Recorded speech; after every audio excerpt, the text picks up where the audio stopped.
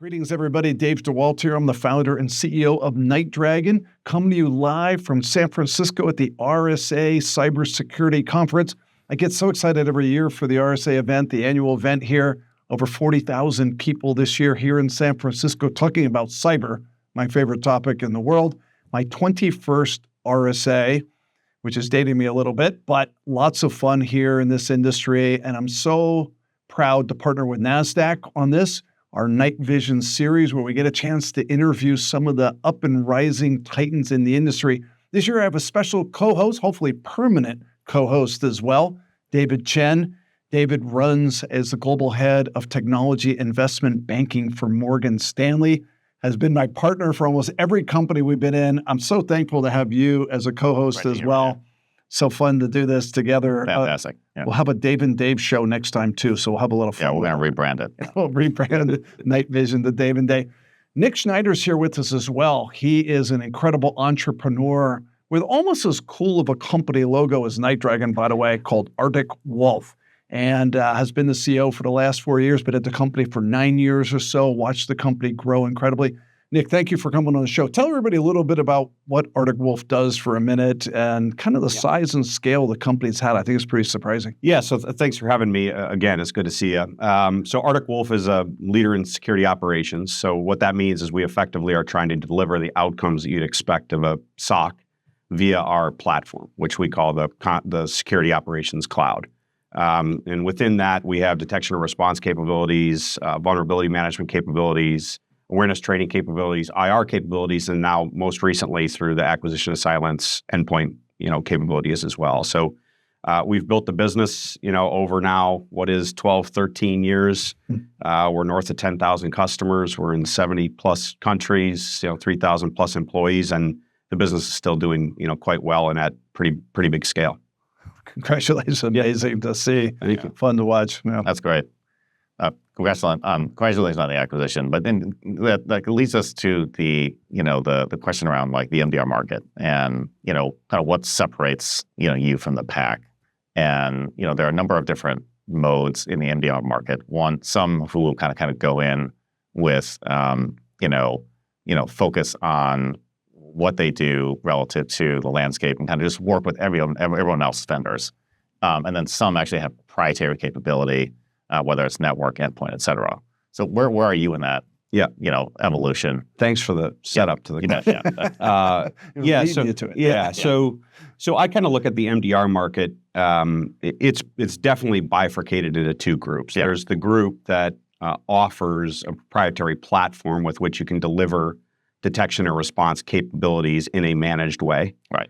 And then there is a group of folks that have the MDR moniker that quite frankly are leveraging a third-party technology, typically a SIEM, and adding service capabilities to deliver detection and response capabilities to their customers. Now, I think the market is evolving, right? So to me, MDR, managed detection and response, is the ability to detect and respond to threats on any attack surface in a managed way. I think what you saw in the market is a lot of vendors that had detection and response capabilities on specific attack surfaces, either the endpoint or network or identity or whatever it might be, adding a services capability and calling it an MDR. And I think that was somewhat confusing to the customer base. Our view has always been that to really deliver a managed detection and response service or product or platform, you have to be able to have the platform itself to be able to deliver these outcomes to the customer, which means you have to have detection engineering and a labs team and a vulnerability team. And then you also have to be able to have what we call this concierge delivery model or service model that gives the customer this experience or an engagement that allows them to really understand what it is you're detecting and responding to and how to do that. And I think as that market has been evolving, it's done more and more through automation. We just announced a partnership with Anthropic with regards to what we're doing with them with AI and the automated SOC. And I think that is morphing now for those that have the scale or the breadth into a broader security operations market. So I think it's evolving quite a bit and has evolved quite a bit already in the 9 years that I've been here. Nick, talk a little bit, if you would, about kind of the ICP, the ideal customer profile that you have. I mean, over 10,000 customers, 70 countries. you've done something very unique in focusing in on a specific go-to-market strategy and reaching a customer base that's not easy to reach. So talk a little bit about that, if you would. Special sauce, I think. Yeah, so we have a unique go-to-market model. So we're 100% channel, and that's enabled us to get into a wide variety of customers, either whether it be vertical or segment of the market.